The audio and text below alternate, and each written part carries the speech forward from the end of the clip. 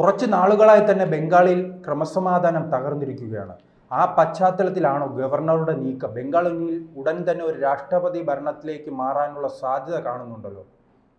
ഗവർണറുടെ റിപ്പോർട്ട് അക്കാര്യം സൂചിപ്പിക്കുന്നുണ്ട്.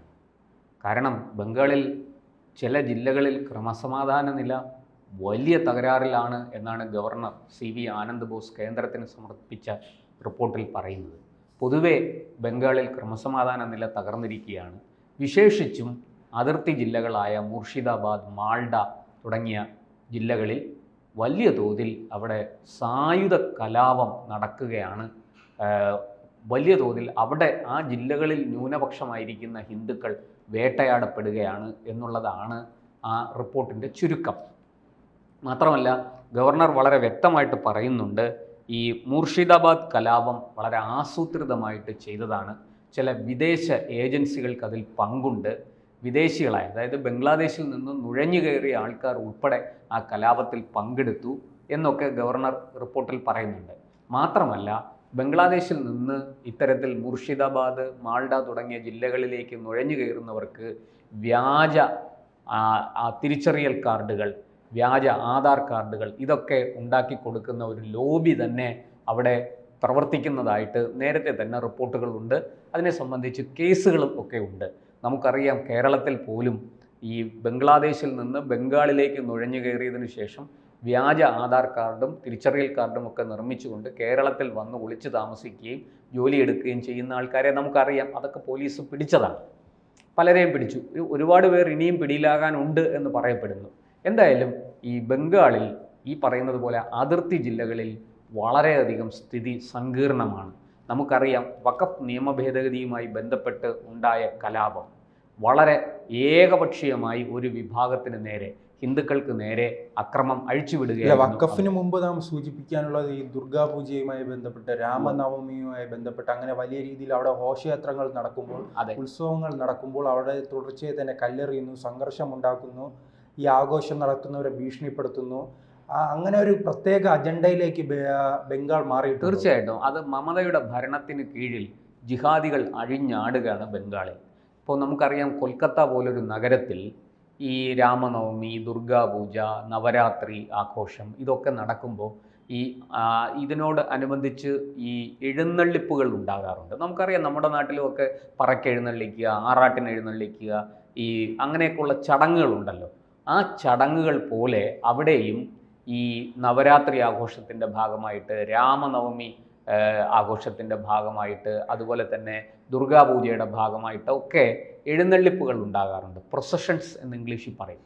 അപ്പോൾ അത്തരത്തിലുള്ള എഴുന്നള്ളിപ്പുകൾക്ക് നേരെ കല്ലെറിയുക, ചെരുപ്പെറിയുക, അതുപോലെ ഈ വൃത്തികെട്ട വസ്തുക്കൾ, മലിന വസ്തുക്കൾ എടുത്തെറിയുക, ഇത്തരത്തിൽ അവിടെ ഒരു വിഭാഗത്തെ പ്രകോപിപ്പിച്ച് കലാപത്തിലേക്ക് ഇറക്കാൻ വേണ്ടുന്ന വലിയ ഗൂഢശ്രമങ്ങൾ ബംഗാളിൽ പല സ്ഥലത്തും അരങ്ങേറി വരികയാണ്, വിശേഷിച്ചും കൊൽക്കത്തയിൽ. ഇത് ഫലപ്രദമായി തടയാൻ മമതാ സർക്കാരിന് കഴിയുന്നില്ല. കാരണം ഈ കലാപം ഉണ്ടാക്കാൻ ശ്രമിക്കുന്നവർ പലരും ഈ മമതയുടെ ഇഷ്ടക്കാരാണ്, മമതയ്ക്ക് വളരെ വേണ്ടപ്പെട്ടവരാണ്. നമുക്കറിയാം, അവിടെ പല സ്ഥലത്തും പല ജില്ലകളിലും വലിയ തോതിൽ ഹിന്ദുക്കൾ ആക്രമിക്കപ്പെട്ടു, സ്ത്രീകൾ പീഡിപ്പിക്കപ്പെട്ടു, വേട്ടയാടപ്പെട്ടു. ഇതിലെല്ലാം ബംഗാൾ പോലീസ് എന്ത് നടപടി സ്വീകരിച്ചു എന്ന് നമുക്കറിയാം. അതുപോലെ തന്നെ അവിടെ വളരെ പ്രസിദ്ധമായ ഒരു മെഡിക്കൽ കോളേജിൽ ഒരു ഡോക്ടർ ക്രൂരമായ പീഡനത്തിനിരയായി കൊല്ലപ്പെട്ടു. ആ കേസിൽ ഒരാൾ അറസ്റ്റിലായെങ്കിലും ഒരുപാട് ദുരൂഹതകൾ അതിനെ സംബന്ധിച്ച് തുടരുകയാണ്. ഇപ്പോഴും അത് ഒരാളാണോ ഒന്നിലധികം പേർ ചേർന്നാണോ ആ ഡോക്ടറെ പീഡിപ്പിച്ച് കൊലപ്പെടുത്തിയത് എന്ന ചോദ്യത്തിന് ഇപ്പോഴും ഉത്തരം കിട്ടിയിട്ടില്ല വ്യക്തമായ. അതുകൊണ്ട് തന്നെ അവിടെ ബംഗാളിലെ ക്രമസമാധാന നില മൊത്തത്തിൽ തകർന്നിരിക്കുകയാണ് എന്ന് വ്യക്തമാണ്. അതിൻ്റെ കൂടെയാണ് ഈ വഖഫ് നിയമ ഭേദഗതിയുമായി ബന്ധപ്പെട്ട് അവിടെ ആസൂത്രണം ചെയ്ത ഈ പ്രക്ഷോഭങ്ങൾ വലിയ കലാപമായി മാറിയത്. അത് കലാപമുണ്ടാക്കണം എന്ന് വിചാരിച്ച് അത്തരത്തിൽ അത് ലക്ഷ്യമിട്ടുകൊണ്ട് തന്നെയാണ് അവർ പ്രക്ഷോഭങ്ങളും പ്രതിഷേധങ്ങളും ആരംഭിച്ചത്. അത് ഒരു പരിധി കടന്നപ്പോൾ പോലീസ് കയ്യും കെട്ടി നോക്കി നിന്നു. ഈ പ്രതിഷേധക്കാർ കലാപകാരികളായി, അക്രമികളായി മാറുന്ന കാഴ്ചയാണ് ബംഗാളിൽ കണ്ടത്.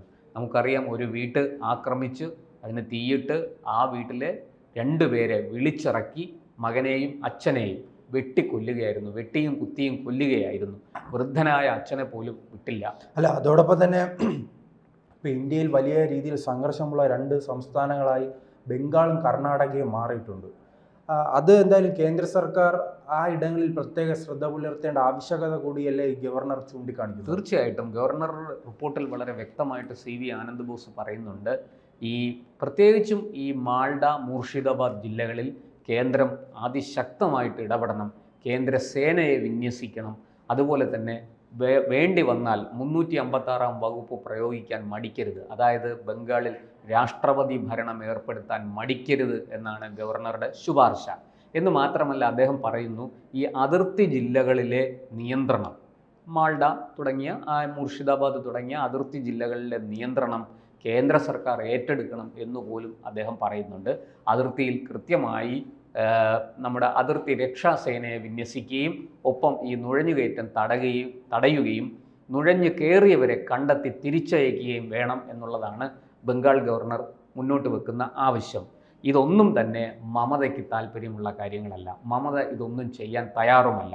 കാരണം മമതയ്ക്ക് ഒരു വലിയ വോട്ട് ബാങ്ക് അവിടെ ഉണ്ട്. ആ വോട്ട് ബാങ്ക് ഈ അതിർത്തി കടന്ന് നുഴഞ്ഞു കയറി ഇന്ത്യയിലേക്ക് വന്ന് വ്യാജ തിരിച്ചറിയൽ കാർഡുകളും ആധാർ കാർഡുകളും ഒക്കെ സ്വന്തമാക്കി കഴിയുന്ന ഒരു വിഭാഗമാണ്. അതാരാണെന്ന് എല്ലാവർക്കും അറിയാം. അവരാണ് ഈ കലാപത്തിൻ്റെ പുറകിലും. അവർ വലിയ തോതിൽ ബംഗാളിൽ മാത്രമല്ല, ബംഗാളിൽ നിന്ന് കേരളത്തിലടക്കം ഇങ്ങ് തെക്കേ അറ്റത്ത് കിടക്കുന്ന വടക്ക് കിഴക്കൻ സംസ്ഥാനമാണ് ബംഗാൾ. അവിടെ നിന്ന് ഈ തെക്കു പടിഞ്ഞാറേ മൂലയിൽ കിടക്കുന്ന കേരളത്തിൽ വരെ അവർ എത്തി നിൽക്കുകയാണ്. കർണാടകയുടെ കാര്യം പറഞ്ഞതും വളരെ ശരിയാണ്. കർണാടകയിലും സിദ്ധരാമയ്യ സർക്കാർ വന്നതോടുകൂടി അവിടെ ഈ ജിഹാദികൾ അഴിഞ്ഞാടുന്ന ഒരു സാഹചര്യമുണ്ട്.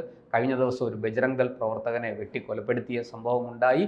അതുപോലെ കർണാടകയിൽ പല സ്ഥലത്തും ഈ അതിരുവിട്ട ജിഹാദികളുടെ ഇടപെടലുകൾ അത് എല്ലാ മതവിഭാഗങ്ങൾക്കും ഒരുപോലെ വെല്ലുവിളിയായിരിക്കുകയാണ്. അവർ വലിയ തോതിൽ അവിടെ ആക്രമണങ്ങൾ സംഘടിപ്പിക്കാൻ, കലാപം സംഘടിപ്പിക്കാൻ അവർ ഒരുക്കങ്ങൾ നടത്തുന്നതായിട്ട് രഹസ്യാന്വേഷണ വിഭാഗം റിപ്പോർട്ട് ചെയ്യുന്നുണ്ട്. എന്തായാലും ഈ സിദ്ധരാമയ്യയുടെ ഭരണം അവർക്ക് കുടപിടിക്കുന്നു, അവർക്ക് തണല് കൊടുക്കുന്നു എന്നുള്ളതാണ് സത്യം. എന്തായാലും ഈ ബംഗാളിലെ മമതയും കർണാടകയിലെ സിദ്ധരാമയ്യയും ഒരു നാണയത്തിൻ്റെ 2 വശങ്ങൾ പോലെ പെരുമാറുകയാണ്. അല്ല, 2 പ്രദേശങ്ങളിലും കൃത്യമായി തന്നെ ഭൂരിപക്ഷ സമുദായം വലിയ രീതിയിൽ വേട്ടയാടപ്പെടുകയാണ്. ബംഗാളിൽ ഏതാണ്ട് 40% മുകളിലേക്ക് മുസ്ലിം ജനസംഖ്യ വളർന്നു കഴിഞ്ഞിരിക്കുന്നു. അതുകൊണ്ട് തന്നെ മമതയ്ക്ക് അവരെ പിണക്കാനോ അവർക്ക് എതിര് നിൽക്കാനോ സാധിക്കില്ല. അവരൊരു വലിയ വോട്ട് ബാങ്കാണ്. മറിച്ച് ഇപ്പുറത്ത് 60%-അടുത്തുള്ള ഹിന്ദുക്കൾ വലിയ തോതിൽ BJP-യിലേക്ക് പോയിക്കൊണ്ടുമിരിക്കുന്നു. അതുകൊണ്ട് തന്നെ അത് മമതയെ സംബന്ധിച്ച് രാഷ്ട്രീയമായിട്ട് അതൊരു വലിയ വെല്ലുവിളിയാണ്. എന്തായാലും ഈ ഗവർണറുടെ റിപ്പോർട്ട് സ്ഥിതി വളരെ ഗുരുതരമാണെന്ന് വ്യക്തമാക്കുന്നു. കേന്ദ്ര സർക്കാർ അടിയന്തരമായിട്ട് ഇടപെട്ട് ബംഗാളിൽ സമാധാന ജീവിതം ഉറപ്പുവരുത്തണം. പുറത്താക്കേണ്ടവരെ പുറത്താക്കണം, അകത്താക്കേണ്ടവരെ അകത്താക്കുകയും വേണം.